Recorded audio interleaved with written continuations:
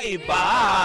We are number 106.7 Energy FM. Pangga, wag mong sabihing radyo. Sabihin mo. Ganun. Mo yan. Para ako nasa window 2. Diba? Well, anyways, mga panggano, kung wag na natin patagalin. Ano? Dahil tayo mamimigay Ano na mga ng mangga? 500 pesos. Wag mo nang guluhin pa dahil ang oras natin ay limited na lang. Oo. Tandaan mo Dalang na, oras sa buong kapuluan ay? ang oras na ay 11:53 na ng umaga. O, diba? So, in 30 seconds, kaya ko ito. At ang oras na yan ay hatid sa atin ng Bingo Plus. Bingo sa saya, plus sa panalo. Mamigay na tayo. Eto na, mamimigay na kami ng 500 pesos kaya wala kayong mapwedeng gawin kundi titigan na mabuti at pakinggang maigi. Hindi na namin uulitin to dahil wala na pong oras. Subukan nyo pong ipaulit sa amin, tignan nyo. Makakatikim talaga kayo sa akin. Sige, adlib pa. Nakakaloka. Sige, i-shoot mo na yan. Bilisan mo na. Sandali, adjust ako dito. Ayan, ang lucky card natin. Ayan, ayan. Umikot-ikot pa. Ay, Queen of Spade. Queen. Tama, di ba? Yes, Queen of Spade.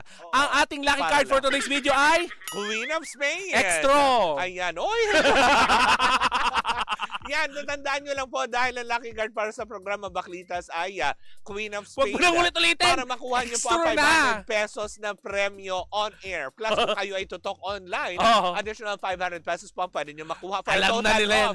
1,000 pesos extra!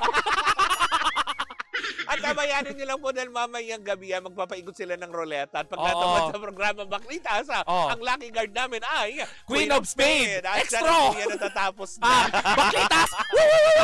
Okay, kanta, Moira! Hindi. Ano may mamadaliin mo na nakakaloka? Pero yun ang mga pangga, hindi ba? Pinapaalalahanan pa rin natin sa lahat at gaming is 21 years old and above only. Keep it fun! Game responsibly! At dito na po natatapos ang ating pangga Bingo Plus Panalo. Hatid yan sa atin ang Bingo Plus! Bingo sa saya, plus sa panalo! Eto na. Nagmamadali na talaga yung mga bakla. Okay. Wait lang. Bingo Plus Panalo!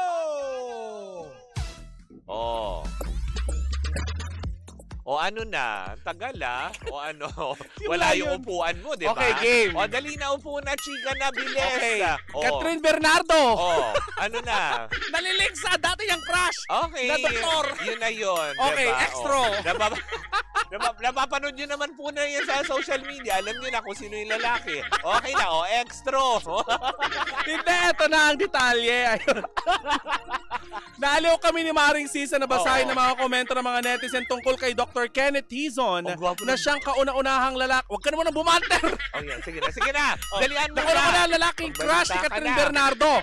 Mismong ang aktres ang umaming first crush niya ang naturang guy noong nasa grade 2 sila sa Flower Lane Montessori Children House sa Cabanatuan, Nueva Ecija. Yes. Ayon sa mga netizen ay tiyak na nagulo ang nananahimik na buhay ng doktor na ito o si Dr. Kenneth dahil sa trending siya sa social media at may identity reveal din siya bilang isa na siya ngayong doktor. Okay, pag-usapan natin yan, Mare. Ano siyang doktor? Doktor, actress. Nalink si actress dahil sinabi niya kauna-unahan niyang crush. Actually, napasigat niya yung doktor. Yung doktor ba ngayon single? Yan ang O may asawa na? Ang sabi ng aking parang in a relationship daw. In a relationship pa? Oo. Ay, mabubuwag yan. Depende sa offer. Mabubuwag yan. Kasi 'di ba? Ikaw ba naman 'di ba? Dati kang crush ng isang ngayong superstar. Malay mo naman si Ay! Pero yun na sigurado ang relasyon na yun on the rocks agad. Ang gwapo ng doktor, no? Pakita patingin nga natin ulit. Toby. Wala nang time mag-chismis pero may time maglandi. Ang gwapo. No? Tsaka hindi, parang magkahawig sila, no? Oo. In fairness. Alam mo, yung school na yan na pinag-aralan ni Catherine, parang maganda ang mura siguro dyan or mahal. Maganda ang pagpapalaki. Kasi tignan mo, di ba? Nagiging gwapo at maganda ang mga nagiging estudyante. professional. At talaga may sinasabi, di ba? Kaya hindi, alam mo yun, sa mga nag-aaral sa probinsya, huwag niyo pong isipin na kayo ay, alam mo yun, nandyan lamang at wala pong mararating. Tandaan niyo po, dyan po nagsisimula lahat ng pangarap. Correct. Tandaan niyo, ang Maynila ay isang malaking, alam mo yun, kaguluhan lang. Uy, baka mamaya maano tayo ng mga taga Maynila. Hindi, ang ibig ko sabihin, dito po, kasi 'di ba nandito lahat ng mga pasakit, problema, 'di ba, na minsan yung inaakala natin na ang lakas baka teleserye ha. ay, hindi totoo naman. Ganyan naman 'di ba yung nangyayari na iniisip mo. Ate, gaganda ang buhay ko, luluwas po ako. una sa lahat may Cabanatuan City. Oo nga. May city na din Hindi, ang doon. ibig ko sabihin, 'di ba? Lalawigan pa rin sila. Oh. Kumbaga parang syempre, may city sila, kumbaga nagiging parang mas Urbanidad. moderno na kanilang pamumuhay. Pero, wag niyo pong iwan yan dahil lang sa inaakala niyong pangarap na mas kaginhawa ang buhay niyo. Alam mo yun, na tandaan niyo po, 'di ba? Yung mga nagbabaka sakali na galing probinsya, nandito sa Maynila ngayon, tingnan niyo, 'di ba? Yung iba, nagsasquatter na lang para lang manirahan sa kung Pero ano. bakit tayo napunta dyan? Doktor at saka actress yung pinag-uusapan natin. Yan ang sinasabi ko sa iyo I'm so proud of yung mga probinsyano talaga, yes. diba? Nakatulad niyan, Cabanatuan School na. Sino ba mag-aakalang magiging produkto sila ngayon ng isang superstar? Oo, Sino di ba? mag-aakalang magiging produkto sila ngayon na napakagwapong doktor? Di ba? Diba? Kaya maswerte pa rin talaga yung mga sumasama yung pakiramdam ko. Huwag ka nang gumanyan, mamuti tayo. Parang gusto ko magpa-check up sa kanya. Nasa Cabanatuan ba siya? Nasa Maynila? Sabi nga in a relationship daw yata. Hindi pa ako nakakapunta ng Cabanatuan. Talaga? Oo. Gusto ko mapuntahan. Gusto mo mapunta doon? Oo. Yan. Sige, mamaya. Sasakay Bigyan ako kita ng sa wali. tagiliran. para may dahilan ka para makipagkita si doktor. Pero alam mo, nakakalungkot lang minsan, Mare, ano? Bakla, tawan. Sipain mo ako sa tadyang. Mamaya na. Para mabalik. Punta akong Cabanatuan. Gusto ko siya makapaglandi lang naging imbalido. Gusto ko siya sa akin, no, diba? Guwapo niya eh. Patingin nga ulit, diba, last na. Patingin ulit, last na, promise. Shucks, grabe. Diba? Tapos chinito pa. Hindi, tsaka may resemblance sila, diba? Correct. Pareho silang medyo, Samantala, kaugnay ng balita na yan, na-crush nga yan ni Catherine, napapabalita nga na parang... Yung mga gusto ko sa lalaki, mapanga. Diba? Yung mga, kasi lalaking lalaki eh. Correct. Mas maganda ni mapanga kaysa matanga. Anyway. Hugis bigas. Oo. Kaugnay nga ng balitang iyan, Mare, kamakailan lamang itong si Catherine Bernardo ay nalilink sa isang mayor. Oo. Si Mark Alcala. Pero, ang nakakaloka doon, Mare, parang mas gusto yata ng mga netizen na ang malink or maging jowa ni Catherine ay itong doktor. May jowa nga sabi mo, 'di ba? Hindi naman may jowa, pero ang speculation lang nila na parang in a relationship ito. Hindi nga natin alam kung ano ba to, kung wala akong sinabi.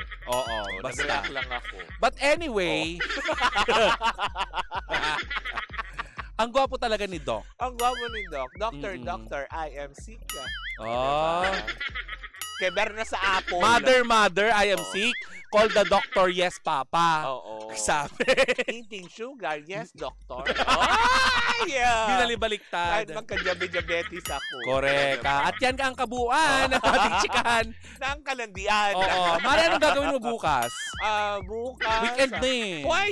May shoot tayo ng podcast bukas. After that, wala ka ng buhay after ng trabaho? Wala. Siguro lang, babalik sa Kabibe. Wow! Ganda mong perlas. Babalik sa Kabibe. Perlas ka. Hindi, diba? Dahil sa Lunes, meron tayong Kings of Kings na advanced screening dyan sa SM Mega Mall. Yes. Uy, maganda yung pelikula. Kung saan kasama natin dyan, of course, ang MX3. Oo. Diba? Thank you so much. At kung sakasakali man mga pangga na magawi kayo sa mga cinema, ipapanood nyo to sa mga anak Correct, nyo. lalo pa diba ngayon ay Semana Santa. Yes. Napapanahon po yung pelikula na ito at pwede po ito sa buong pamilya. Magnilay-nilay po tayo. Oo, hindi magnilay-nilay. Ibig sabihin magnilay po, diba? Tayo ay refleksyon ng mga kasalanan. Hindi yung lumuhod-luhod ka lang kung saan. Diba? Na nakakaloka. Diba? Yung bakla. Di talaga titigil lang. hindi na napapatawag ulit ng ng memory ni Catherine, no, kung gano'n. Oo. Siyempre kung childhood sweetheart mo nga naman yun, hindi ba? Natin pong, hindi naman childhood sweetheart. Crush. First crush niya, 'di ba? Natandaan pa niya ulit, 'di ba? Na kung sino. So ibig sabihin, eto talaga yung unang. Ikaw ba may first crush ka? Meron. Ano na siya ngayon? May asawa na. Talaga? Nagkikita pa kayo? Hindi na. Kasi nasa Abu Dhabi na siya. Ay! Diba? Talaga? Yun. Merlat yan, no? Ha? Merlat. Hindi, no, boylet. Boylet. Merlat, sinipa ko yun. Ikaw, di ba, ang first crush mo, Merlat? Oo. Anong pakiramdam kumain ng Hoy! Tulia? Hindi ko nilapchok yun. Ay, charot. Hindi ko na siya crush. Oy! Oo. Diba, anong tawag dun sa oysters na Tagalog? Tulia, diba? Hindi, it's talaba. Talaba. Ano yung Yes. tulia? I don't know. Diba? So, ano pakiramdam na Sabi ni Catherine, sinagot na ni Catherine ang tungkol sa mayor. Oo. Single daw siya. Actually, yung sinabi niya na single daw siya. Oo, diba? Kaya wala namang problema doon. Tsaka tingnan mo ngayon, never na nga niya na may mention diba? Correct. Kasi Tsaka sinabi na ni Mami Nino. Correct, diba? Na wala naman din talaga sila. Ay, Mario, nakikinig sa atin si Ang saya Lito naman Santa ninyong Rufina. Uy, maraming salamat, Kuya Lito. Diba? Ang saya-saya lang. Mm-mm. Pero yun na nga, diba? Ang tabayanan lang natin, mali mo mag-prosper. Pero in Oo. fairness, diba? Boto ako. Ako din. Diba? Ang gwapo Diba? eh. Kung hindi pa naman talaga married, pero in a relationship lang, Mm-mm. I think, diba, baka magkaroon ng chances. Oo. Pero kung married na, ay X na. Kasi, diba? Minsan kaya din sirain kahit married talaga ba? na. Oy! Hindi ka magsesemana santa, Ay, hindi ka sorry. magiging hudyo. Kailangan maging mabait Diba? pala ako. Nakakaloka ka Hahatiin dyan. ko po ang dagat. Tapos gaganon yung buhok. Yung dagat o yung daing ang hati? Yak. Hindi Di ba, ka maghanap. Di ba na minsan ka na nagdaing ng Ay, bangus? nako. Parang ang pangit talaga ng bangus na yun. Ang daming hasang. Daming hasang.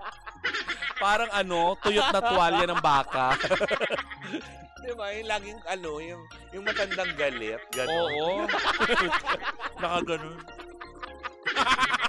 Ay, Uy, nako. pero na-enjoy mo. Di ba? Oo. Noon. Pero Diba? ngayon, subukan mo lang. Nginikmuraan kita. Di ba? Uy, hindi ka na binurikian. Ayaw, poisonous. Oo, diba? Well, anyways, ako mga pangga, maraming salamat po sa inyong pag-antabay dahil Yes. oting-oti na. Oo, at hindi kakain ng puffer fish ang baklang ito. Oo. Wow, puffer fish.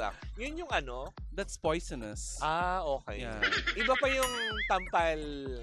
Oo, yung tampalpuke na isda. Oo. Diba? Uy, pero alam mo, may kamahalan yon yung isda na yon. Diba? Kasi very rare yun, diba? Napakamahal naman talaga diba? Mm-mm. Hindi, totoo naman, napakamahal Yes. nun. Diba, itanong mo sa mga obigaini. Yung sa mga ubigay ni din. Diba sa mga obigaini, diba? Diba, titignan lang nila yun. Diyos ko, 5,000 agad. Oo. Diba? Gaganon-ganoning. Hay! Tama na! Hoy, Tama na! Muli mo ako sa Kapitana Sisa. papaalala ko lamang po sa inyo mga panggana, tayo po ay membro ng kapisanan ng mga broadcaster ng Uy, Pilipinas. wala naman tayong sinasabi. Oo. Diba? Ako po ang inyong tita Cora. And we are still Same, pero iba. Tuloy-tuloy pa rin po ang ating tugtugan. Siyempre, dito po lamang yan sa number 106.7 Energy FM. Panggawag mong sabihing radyo. Sabihin mo!